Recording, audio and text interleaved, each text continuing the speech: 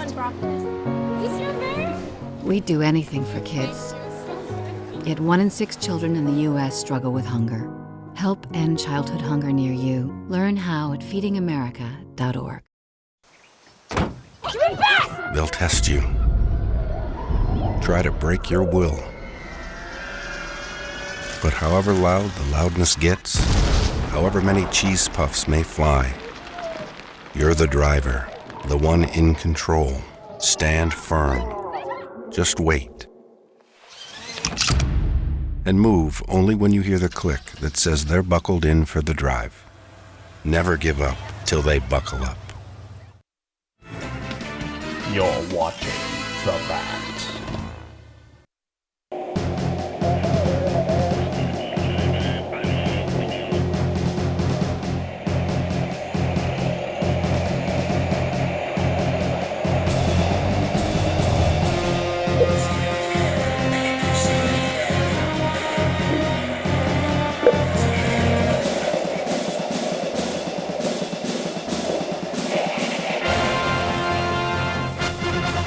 Welcome to this month's Salute to Service, and with me today I have Mr. John Simonetti, U.S. Army veteran. How are you doing, John? Very fine, Ed. Glad to have you on the show. I hope to. So you are originally a Cleveland native, right? Yes, I was born in East 77th and St. Clair on the east side, and we lived there until I was in the 3rd grade, and then my father and family moved to Cincinnati. Moved down to Cincinnati. Is that where you enlisted into the Army? Yeah, or? from there to Fort Thomas, Kentucky, the induction station at that So you time. were drafted, you said, right out of high school? Yeah. How many days? Did you? I mean, how far between the time you got out of high school? A week. A week. A couple of weeks. I spent the time digging graves in St. Mary's Cemetery for 2 weeks, but that was, you dug graves by hand. You didn't use a backhoe or anything. Some extra cash to go with you. Yeah, right? yeah. So what year was that? That was 1943. 1943. So we're right in the middle of World War II, pretty much. Yes. So yes. Did you have any choice as to what branch you wanted to go into? No, we just went to Fort Thomas Induction Station, and they sent me to Camp Roberts in California. Took a basic training. Basic training. Basic infantry training for it was a 13 weeks session there, and from there I was sent to Camp Adair. No, pardon me. Back up. I was sent to Montana State University. At that time, the colleges started complaining that there was no students.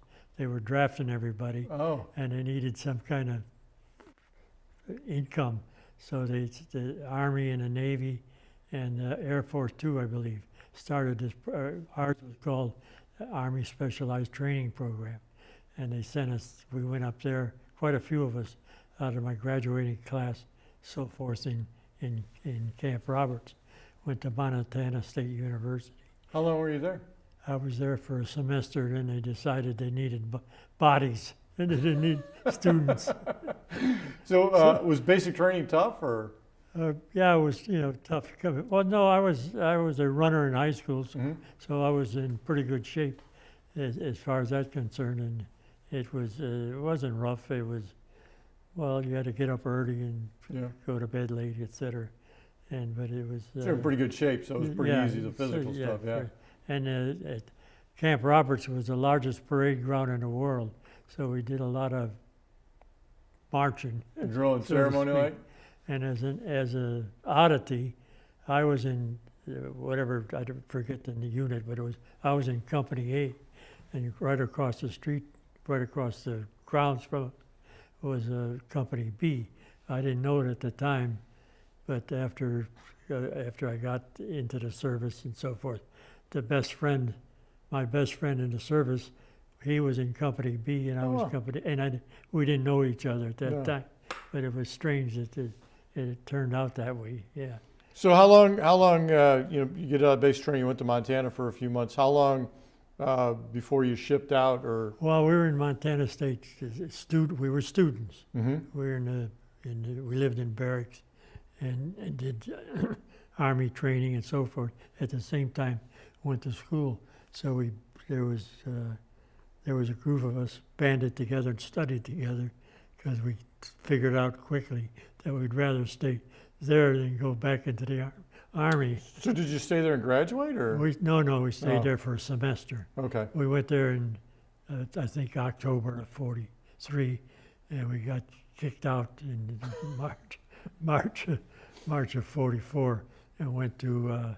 We all went to Camp Adair in Oregon, and joined the 70th Division, 70th Infantry Division, and the division was made up mainly of students from the Navy program, the Army program, and Air Force program, all young students, so to speak. Right. And we were green as hell. You know, and we went through training there at Camp Adair for I don't know how long. Then from there, we all became members of the 70th Infantry Division, and I was in Company E, 276th Regiment. And from there we went to more training in Fort Leonard Wood in Missouri, and then from there we shipped overseas. So where'd you ship out? You took a train to New York City or something like that? To Boston, Camp Miles Standish. We shipped out of Miles Standish. What year was that then? 44? Yeah, that's in '44. Yeah, and we shipped overseas. And you got a picture of the boat we shipped over on. Yeah, we got a picture there right there. Yeah. What was the name of the boat you were on? It was the SS Independent. It was a cruise liner, and they had refitted it to be a troop carrier. Right. And it was a big enough ship and fast enough that we shipped over to Marseille, France, with no escort. You know, most of the Liberty ships, they had S destroyers. Right. But because we were so fast and could maneuver, we shipped all by ourselves, and it was a great voyage. I mean, it was peaceful. Other than knowing you were going, right? Yeah, it was peaceful and quiet and sunny all the way. It was great. It was a great voyage. And So did they have like hammocks hung all over the place, or? Yeah, and bunks and. Right. Yeah, it wasn't a cruise ship. It was an Army Right. ship, and you slept 1 foot below the guy above you, and he slept one foot below the guy above him. So you were stacked there like cordwood. I know I was on the Queen Mary out in California, and they had, you go in the wardrobe room, and it's real nice, and then they had the next one. It showed you what they did for it as a troop ship, and what had 2 bunks in it now had about 12 bunks in it. So. That's us. That's how we were. That's versus, if you want to leap ahead of a couple of years, that's versus the way we came back.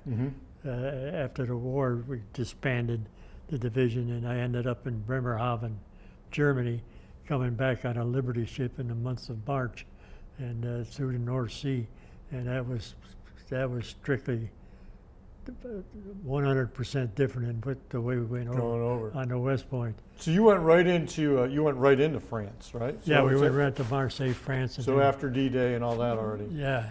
So what happened when you hit the ground there? Well, the war was north of us. We were in Marseille, France, and we took what they called the 40 and 8s. They had 40 men. They still had them on the trains. And we went up to, that's when we went into action.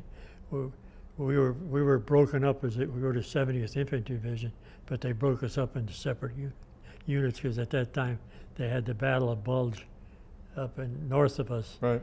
And Patton had moved the 3rd Army up into the Bulge, so we were broken up and spread out thin because of the transporting to moving the 3rd Army up to relieve the Battle of the Bulge, and we experienced real fast, and I mean we were green as could be because we didn't have enough real training to participate, but we participated anyway. And everybody with you guys, since you were all coming from the States, were all new guys too, right? Yeah. Yeah, and they had what they called the Battle of the Little Bulge, because they also the Germans tried the same thing down there that they had tried up at the big bulge, so to speak.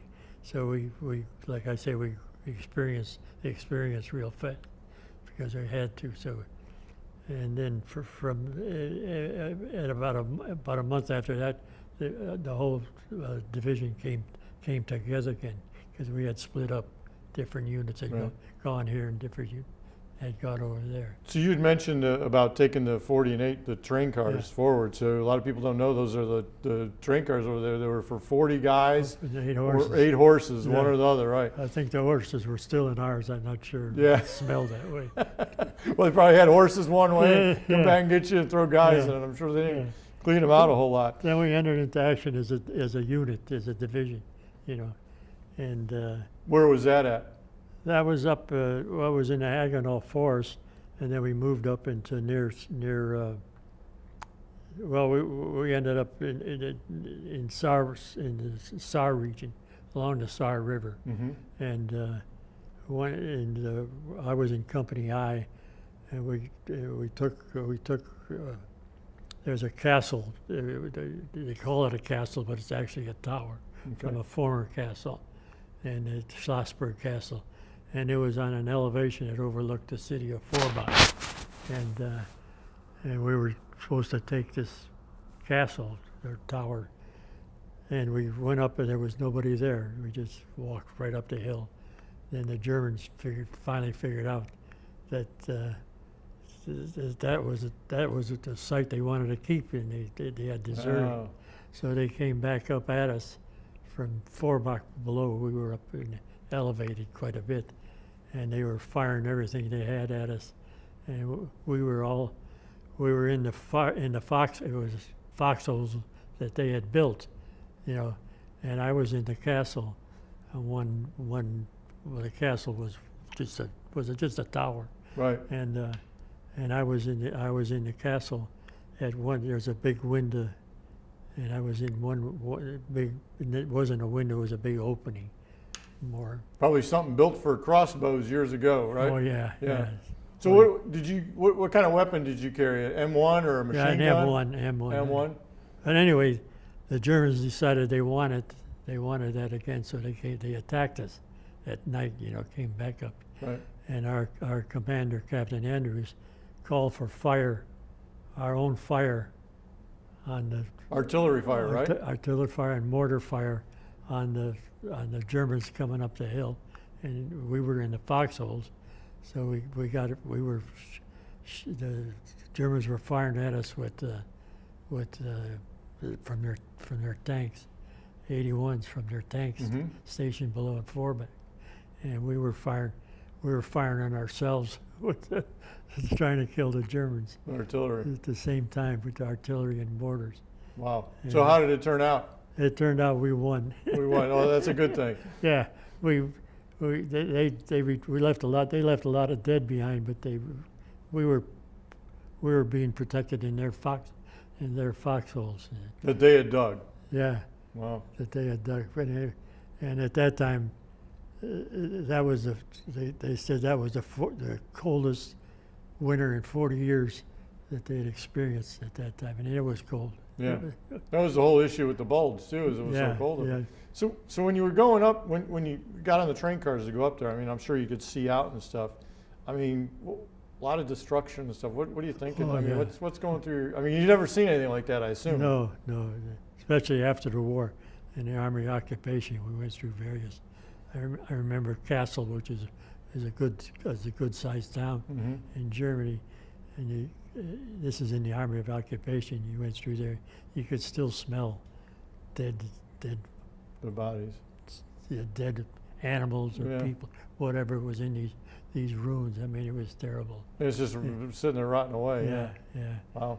Then we took the town of Forbach, and ever since we're honored in Forbach. I mean, we have a big plaque with our regiment. Still there. Still there, and a lot of the guys in our unit went there after the war, and they treat them like kings, and they still do. Right. I mean, some of them went. Well, they go almost every other year. Some unit they'll go over there. The band will get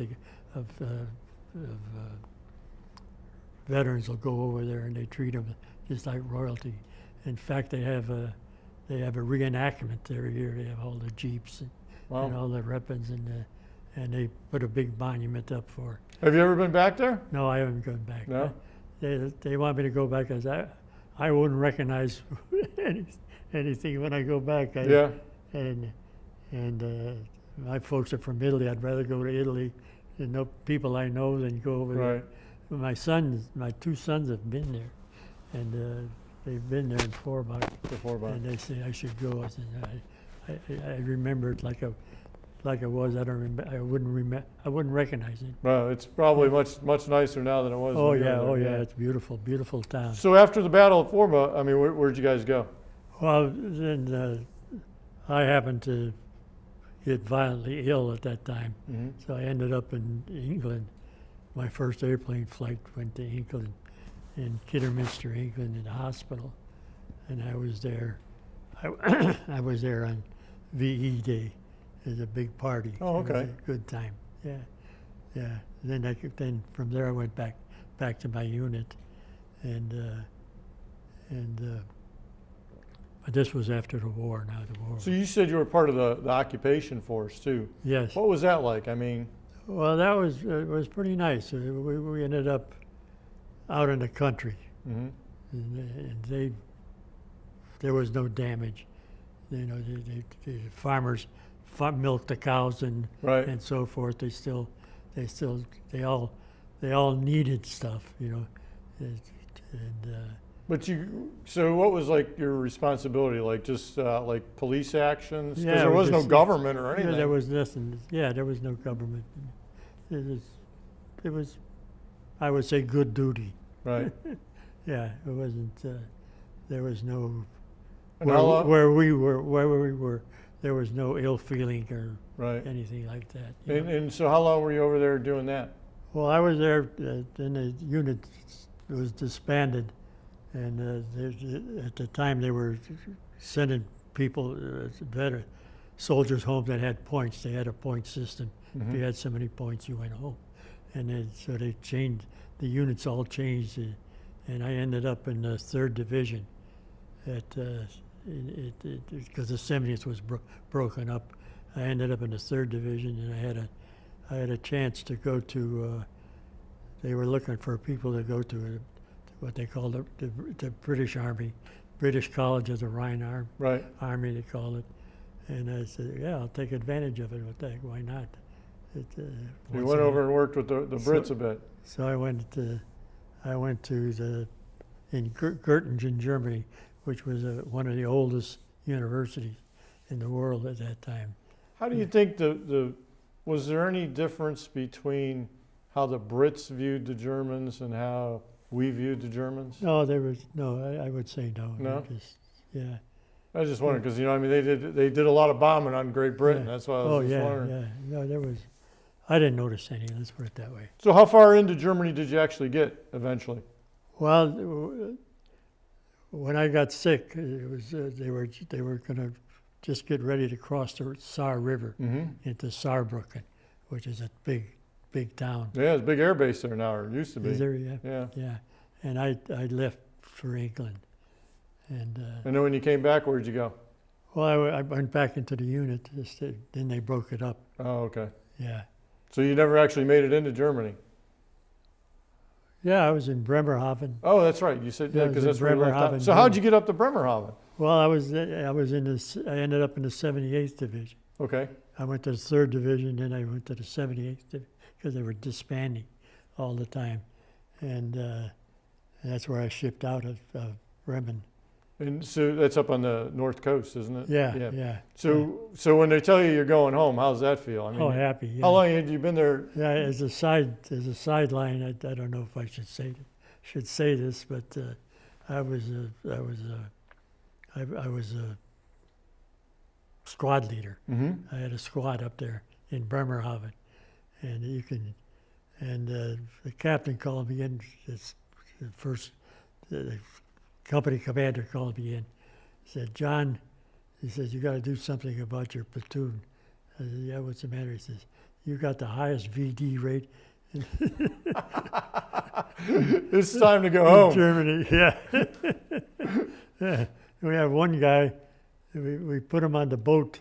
He'd get off the boat. He didn't want to go home. He didn't want to go home. He liked it over there. He liked it over Well, there. they had good beer and good Square wine. and- good meal, good beer. Yeah. He wouldn't go home. They had to put him in chains and put him on the boat and set before he'd leave. So how long were you there? Total time spent? About a year or so, or? Yeah, well, I was leaving. I left in age 46. So almost 2 years. Yeah. Yeah. So what was the boat ride home like? Oh, we got Liberty ships, Mm-hmm. and it was a month of March in the North Sea, and I did a lot of praying, and the front of the boat would go right out of all out of the water, and then be bang, and I said, "That's it. It's pretty cold up there in the North Sea in March. Oh yeah, it was rough. Yeah. It's the worst place you can be in that time of the year, and I remember they would serve you hard-boiled eggs. I haven't had a hard-boiled egg since March of 1946. It's funny how that works. I'm serious. I believe you. There's no way. And also, when we were in Montana State University, they served meatloaf one night. Mm-hmm.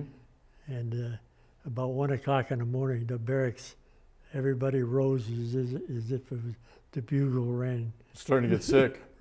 Everybody woke up and they're all sick. Yeah. I haven't had a meatloaf since. Anything in a square pan, I won't eat it. You don't touch it. If you put it in a meatball, I'll eat it. But if you put it in a square pan, I won't eat it. Yeah, That's understandable. yeah. The kids, my kids and grandkids, they all know what I'll eat and not eat. So where did you come back into? I came back into New York. New York City. Yeah, Fort Dix. And how did it feel? How did it feel to get off the boat there? Oh, great. Yeah, see Right. the Statue of Liberty. How much time you in the military or in the army after you get home? Oh, quick. From there, I went to Fort Dix in Indiana and discharged me. They put you out. Yeah, Wait, so they send you to Dix and then over to Indiana to one of the separation centers, huh? yeah, yeah. And you're happy to go home, I assume. Oh, yeah. Then I get home. I had the GI Bill. I wanted to go to I wanted to go to school. Right. And I went to, we lived in Cincinnati. I tried the University of Cincinnati, I couldn't get in. I tried Ohio University, I couldn't get in.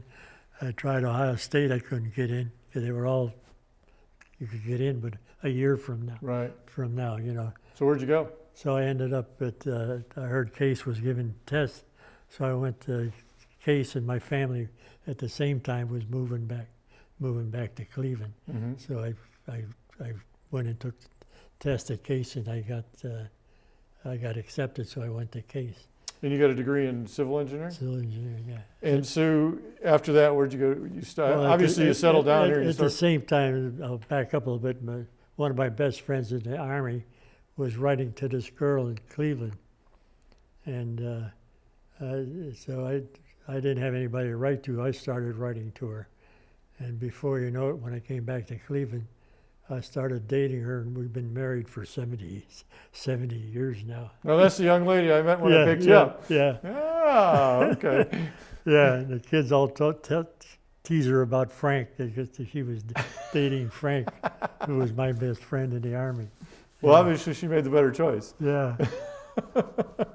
So what did you go on to do in life once you got home? Well, at one time I had I graduated from Case as a civil engineer. I got a job at the highway department, Mm-hmm. and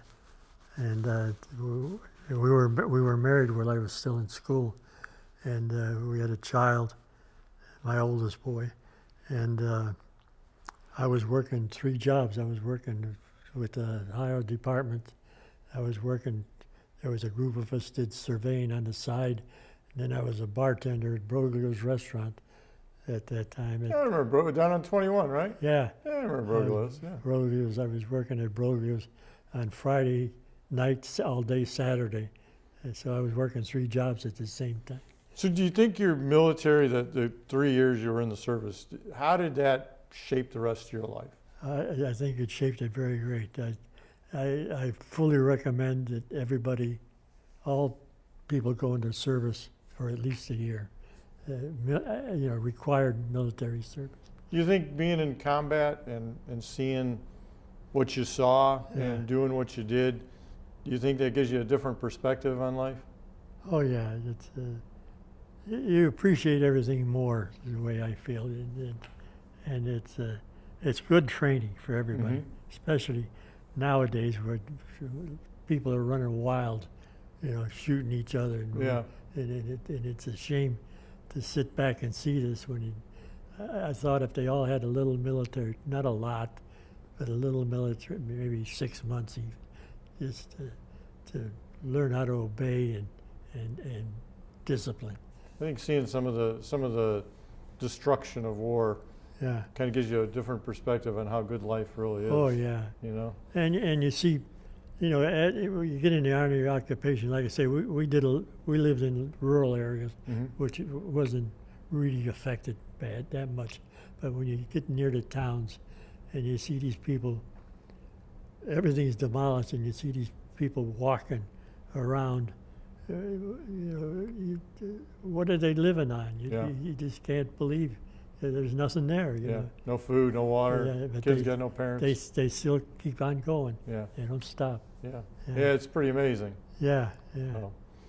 So, I mean, did you join any veterans groups or anything? No, like I that? never. I'm not a joiner. So No? I never. You just stuck to yourself and Yeah. moved on. Well, you got you and your bride of 70 years, and obviously you've had a pretty successful life here. Oh yeah. So for our younger viewers out there, what would you recommend to them, or what advice would you give to them that you gained from your military? Well, I would say don't be afraid to work. Yeah, that's good advice nowadays. Yeah, it's you got to work hard. I mean, like I say, I was working 3 jobs and had a kid, and we still managed. We didn't live high because we didn't have anything high to live on. Right.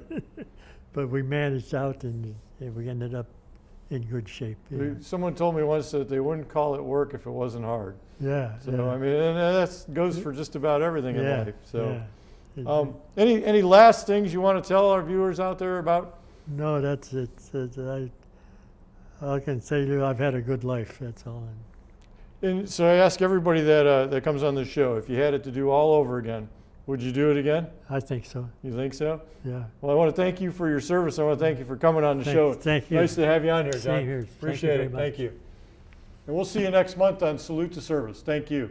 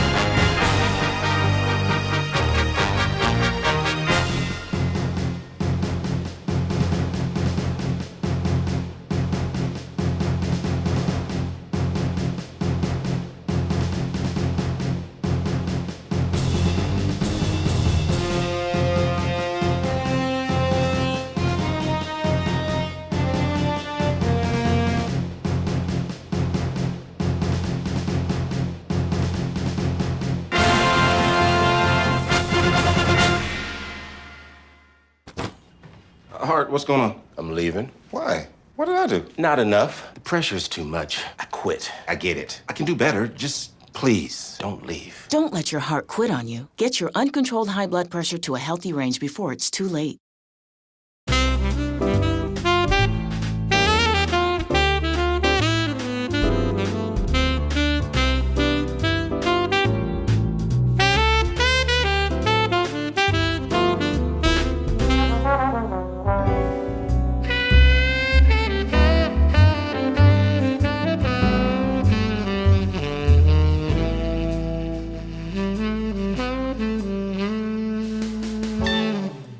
When I was in foster care, I never knew when I would have to move, so I always had my suitcase ready to go. Then one day, I was adopted. My new parents opened their hearts and home to me. My parents cook my favorite breakfast for me every morning. My parents take me on trips I never thought I would go on. They gave me a home and an even better reason to use that suitcase. My parents aren't perfect, but they're perfect for me.